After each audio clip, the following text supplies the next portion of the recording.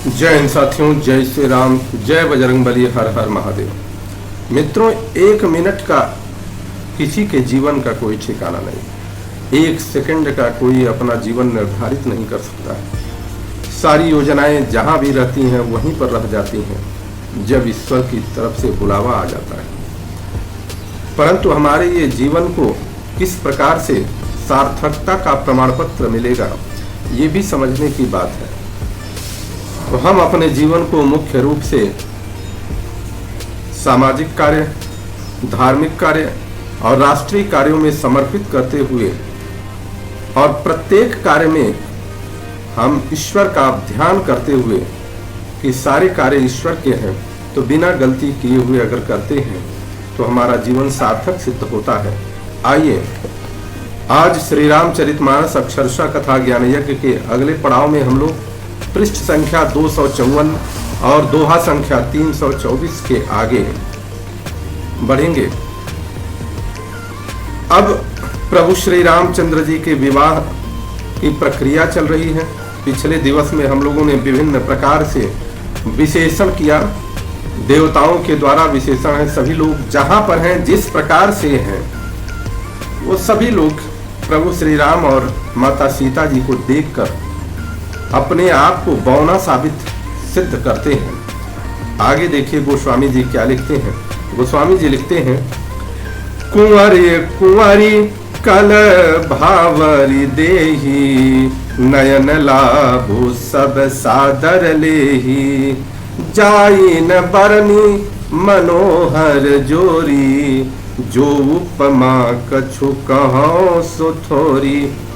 वर और कन्या सुंदर भावरे दे रही हैं।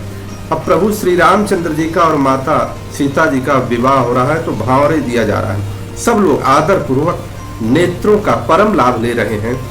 मनोहर जोड़ी का वर्णन नहीं किया जा सकता, जो कुछ उपमा कहूंगा थोड़ी ही होगी, ऐसा गोस्वामी जी लिखते हैं। राम सीय सुंदर प्रति छाही, जगमगात मणि खंभन माही, मनहु मदन रति धरि बहु रूपा, देखत राम बियाहु अनूपा। श्री रामचंद्र जी और श्री सीता जी की सुंदर परछाई मणियों के खंभों में जगमगा रही है। मानो कामदेव और रति बहुत से रूप धारण करके श्री राम जी के अनुपम विवाह को देख रहे हैं। मतलब जितने खंभे मणियों के लगे हुए थे, उसमें प्रभु श्री राम और माता सीता जी की परछाई ऐसे दिख रही है कि जैसे जगह जगह कामदेव स्वयं शरीर धारण करके, बहुत प्रकार से धारण करके, और उस विवाह को देख रहे हैं। दरस लाल सा सकुचन थोरी, प्रगटत दुरत बहोरी बहोरी, भय मगन सब देख निहारे, जनक समान अपान विसारे। उन्हें अर्थात कामदेव और रति को दर्शन की लालसा और संकोच दोनों ही कम नहीं है, अर्थात भूत है। इसलिए वे मानो बार बार प्रकट होते और छिपते हैं। सब देखने वाले आनंद मग्न हो गए और जनक जी की भांति सभी अपनी सुध बुध खो बैठे। प्रमुदित मुनि न भावरी फेरी, नेग सहित सबरी तिनिवेरी, राम सीय सिर सेंदुर देही, शोभा कहीं न जाति विधि के ही। मुनियों ने आनंद पूर्वक भावरे फिराई और वेग सहित सब रीतियों को पूरा किया। श्री रामचंद्र जी सीता जी के सिर में सिंदूर दे रहे हैं। यह शोभा किसी प्रकार भी कही नहीं जा सकती। आज वर्तमान समय में जब विवाह होता है तो ये समाज ऐसे बदलता जा रहा है, कलयुग का प्रभाव है कि जो वेद ध्वनि से, जो मंत्रोच्चार से विवाह की प्रक्रिया है, जिससे जीवन को श्रेष्ठ और सुंदर बनाने के लिए ईश्वर का आह्वान किया जाता है, उस प्रक्रिया को तो बहुत कम समय देते हैं लोग। और जयमाल हुआ, फोटो सेशन हुआ इत्यादि बहुत सारी प्रक्रिया ऐसी है जो न भी किया जाए तो भी काम चलेगा, परंतु जो हमारे विद्वानों के द्वारा वेद ध्वनि मंत्रोच्चार से शुभ घड़ी को और भी शुभ बनाने का प्रयास किया जाता है, उस पर ज्यादा समय देने की आवश्यकता है। समाज को सुधारना होगा, नहीं तो इसी प्रकार से विवाह शादी इत्यादि आप देखेंगे कि जगह जगह टूटते नजर आ रहे हैं। उसका कारण भी यही है। आगे लिखते हैं गोस्वामी जी, अरुण पराग जलजु भरी के, ससिहि भूप यहि लोभ यमी के, बहुरी वशिष्ठ दीन ही अनुशासन, अब बर दुलहिन बैठे ये कयासन। मानो कमल को लाल पराग से अच्छी तरह भरकर अमृत के लोभ से सांप चंद्रमा को घोषित कर रहा है। यहाँ श्री राम जी के हाथ को कमल कहा गया है, सिंदूर को पराग कहा गया है, और श्री रामचंद्र जी के श्याम भुजा को सांप कहा गया है, और सीता जी के मुख को चंद्रमा की उपमा दी गई है। कितना सुंदर कवि ने लिखा। फिर वशिष्ठ जी ने आज्ञा दी, तब दुल्हा अर्थात प्रभु श्री रामचंद्र जी दुल्हिन अर्थात माता जानकी जी एक आसन पर बैठते हैं। बैठे बरासन राम जानकी, मुदित मन दशरथ भये, तनु पुलक पुनि पुनि देखी, अपने सुकृत सुर तरु फल नये। भरी भुवन रहा उछाह राम, विबाहु भा सबहि कहा, केहि भांति बरनि सिरात रसनाए, कयह मंगल महा। तब जनक पाई वशिष्ठ आयसु, ब्याह साज संवारी के, मांडवी श्रुत कीरति उर्मिला, कुंवरी लई हकारी के।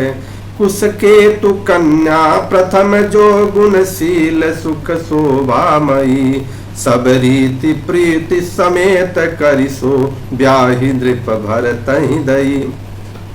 श्री राम जी और जानकी जी के श्रेष्ठ आसन पर जब बैठाया गया, उन्हें दशरथ जी देख करके मन में ही बहुत आनंदित हो रहे हैं। अपने सुकृत रूपी कल्प वृक्ष में नए फल देखकर उनका शरीर बार बार पुलकित हो रहा है। 14 भुवनों में उत्साह भर गया। सबने कहा कि श्री राम जी का विवाह हो गया, जीव एक है और यह मंगल महान है। फिर भला वह वर्णन करके किस प्रकार समाप्त किया जा सकता है। तब वशिष्ठ जी की आज्ञा पाकर जनक जी ने विवाह का सामान सजाकर मांडवी जी, श्रुत कीर्ति जी और उर्मिला जी, इन तीनों राजकुमारियों को बुला लिया। कुशध्वज की बड़ी कन्या मांडवी जी को, जो गुणशील और सुख और शोभा की रूप थी, राजा जनक ने प्रेम पूर्वक सब रीतियां करके भरत जी के साथ विवाह किया। कुशध्वज जनक जी के भाई थे। जानकी लघु भगिनी सकल, सुंदर शिरोमणि जानी कै, सो तनय दीन्हि ब्याहि लखनहि, सकल विधि सन्मानि कै।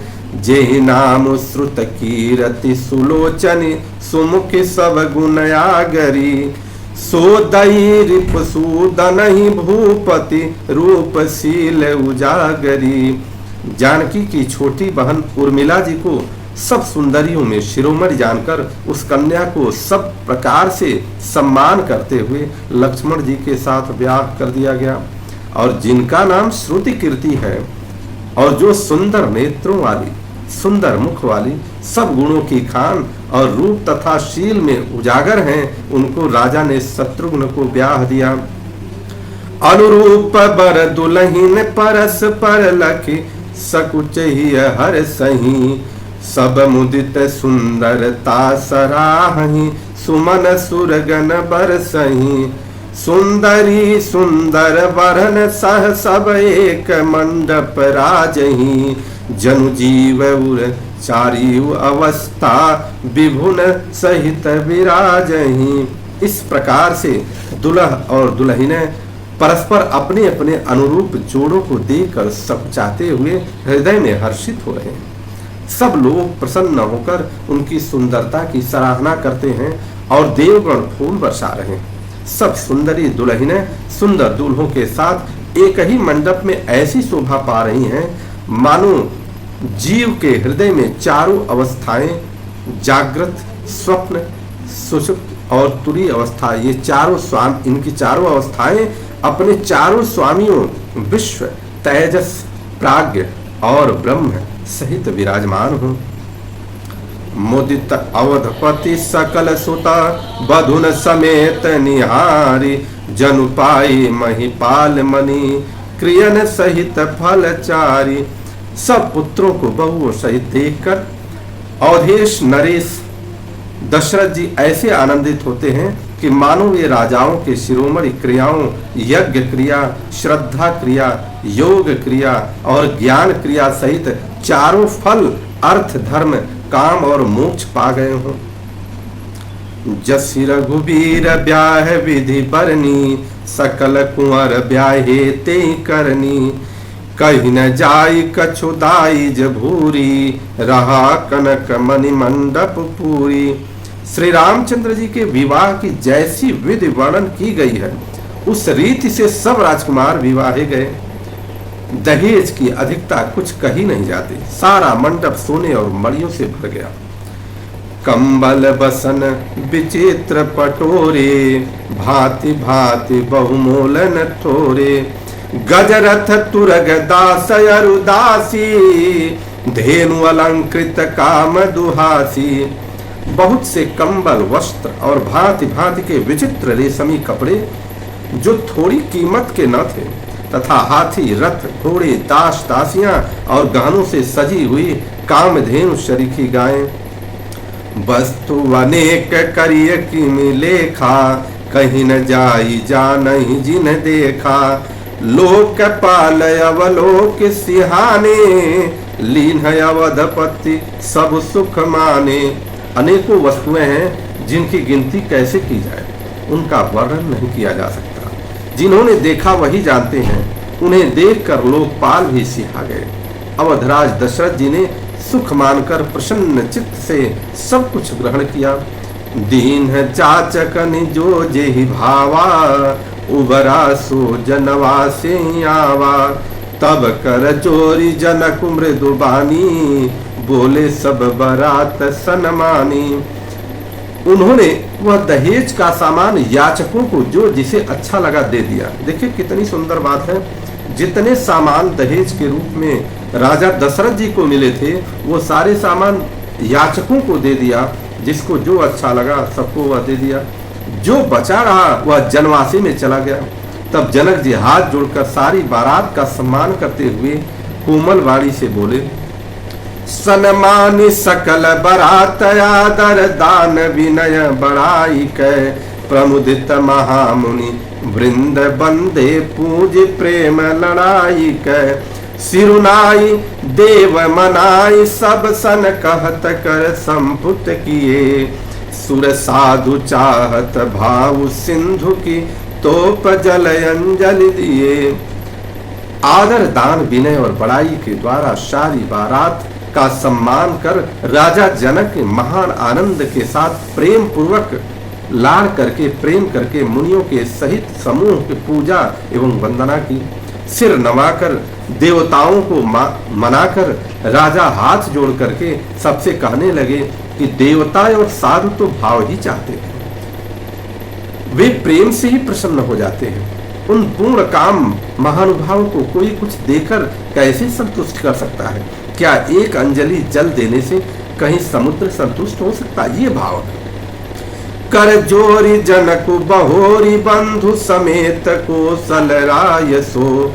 बोले मनोहर बयन सानि स्नेह शील सुभाय सो। संबंध राजन रावरे हम बड़े अब सब विधि भये। एहि राज साज समेत सेवक जानी बे बिनुगत लय। फिर जनक जी भाई सहित हाथ जोड़कर कौशलाधीश दशरथ जी से स्नेह, शील और सुंदर प्रेम में सांग कर मनोहर वचन बोले, हे राजन, आपके साथ संबंध हो जाने से अब हम सब प्रकार से बड़े हो गए। इस राजपाट सहित हम दोनों को आप बिना दाम के ही सेवक ही समझिएगा। हे द्वारिका परिचारिका करिपाली भी करुणा नहीं। अपराधु क्षमिबो बोली पठये बहुत ही जीठों की हुई। पुनि भानुकूल भूषण सकल सन्मान निधि समधि किए। कही जाति नहीं बिनती परस्पर प्रेम परिपूर्ण हिए। इन लड़कियों को टहलनी बनाकर नई नई दया करके पालन कीजिएगा। मैंने बड़ी ढिठाई की कि आपको यहाँ बुला भेजा, अपराध क्षमा कीजिएगा। फिर सूर्य कुल के भूषण दशरथ जी ने समझी जनक जी को संपूर्ण सम्मान का निधि कर दिया, अर्थात इतना सम्मान किया कि वे सम्मान के भंडार हो गए।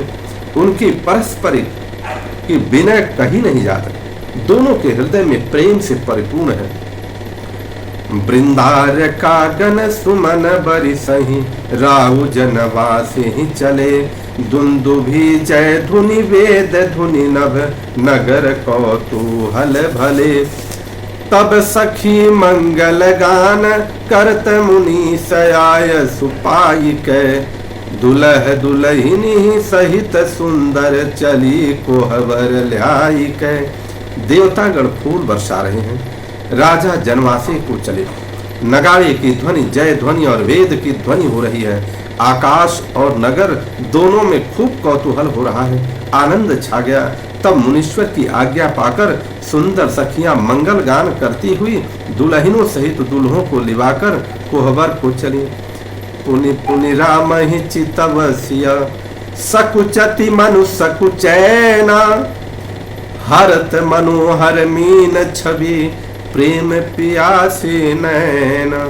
सीता जी बार बार राम जी को देखती और सकुचा जाती, पर उनका मन नहीं सकुचाता। प्रेम के प्यासे उनके नेत्र सुंदर मछलियों की छवि को हर रहे हैं।